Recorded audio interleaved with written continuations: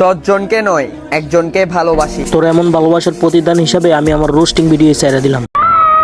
আরে দাঁড়ান, এত তাড়াতাড়ি রোস্টিং ছেড়ে দিলে ওদের পুটকি দিয়ে একতলা বাসটা দিবে কে? এই হোয়াটসঅ্যাপ ভাইবেরাদার কেমন আছো? আশা করি হোক ভালো আছো। এন্ড গাইস, আমিও ভালো আছি আল্লাহর রহমতে। বরাবরের মতো নতুন একটি রোস্টিং ভিডিও নিয়ে হাজির। আমার চ্যানেলটাকে সাবস্ক্রাইব করো আর পাশে থেকে বেল আইকনটি বাজিয়ে দাও। ধন্যবাদ।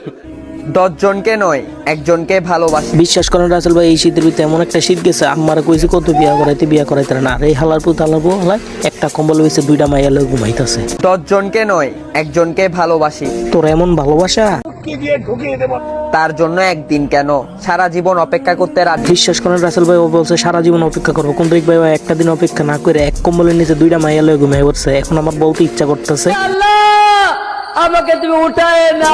বিশ্বাস করেন রাসেল ভাই, ওই যে টিকটকার আপনি জানার পরে কি করবেন? বিশ্বাস করেন রাসেল ভাই, মারবেন না কাটবেন এটা ব্যক্তিগত আপনার ইচ্ছা, কিন্তু আমি আমার পুটকি দিয়ে একতলা বাসটা দিমি। যখন বলবে তোর যা দরকার আমি তো দিয়েছিলাম, আলহামদুলিল্লাহ। থাকার জন্য জমিন দরকার আমি তো দিয়েছিলাম, আলহামদুলিল্লাহ।